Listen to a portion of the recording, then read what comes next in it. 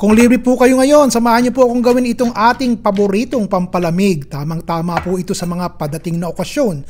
Kadalasan po, pag ito nabungaran nyo sa handaan, ito na ang uunahin yung kainin.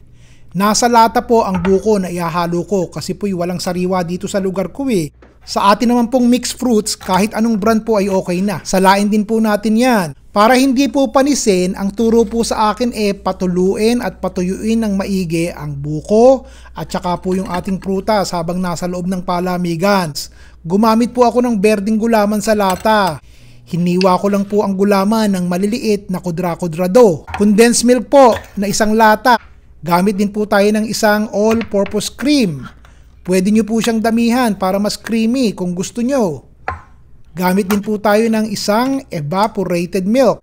Sa isang katamtamang laki po ng plangganita, paghalu-haluin po natin ang gatas at ang cream.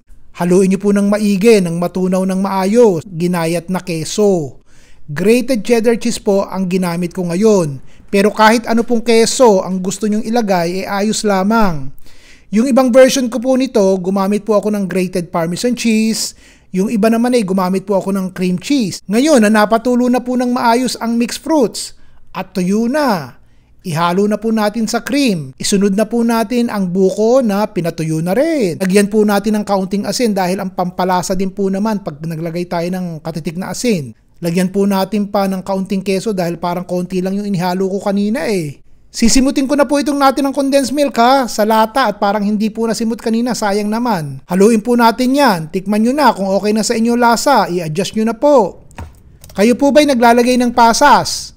Lagyan po natin dahil karamihan ng po naglalagay ng pasas dito sa klaseng ganito ng panghimagas. Para mas makulay po, gagamit po ako ng cherries sa bote. O sinasala ko rin po ito para mawala po yung pulang pinagbabadan. Tapos binabanlawan ko rin po ng tubig nang sa ganun hindi naman humawa sa white cream yung pula. Mamaya pag pinaghalo-halo natin. Kapag ka po kasi inihalo ko na, maganda yung white cream ang background at hindi namumula.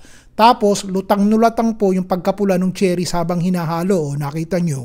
Isunod na po natin ang berdeng gulaman. O yan, makulay na makulay. Alam nyo po ba na dapat mas matamis pag gumagawa kayo nito?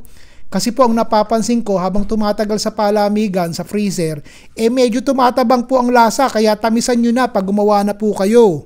Yung isang version ko po nito, nilagyan ko ng kaong. Nilagyan ko rin po ng nata de coco. Hindi na po ako naglagay ngayon kasi po minsan nakakatsyempo ko ng matigas at maganit pag kinagat Inaata-atado ko po bago ko po itabi sa freezer.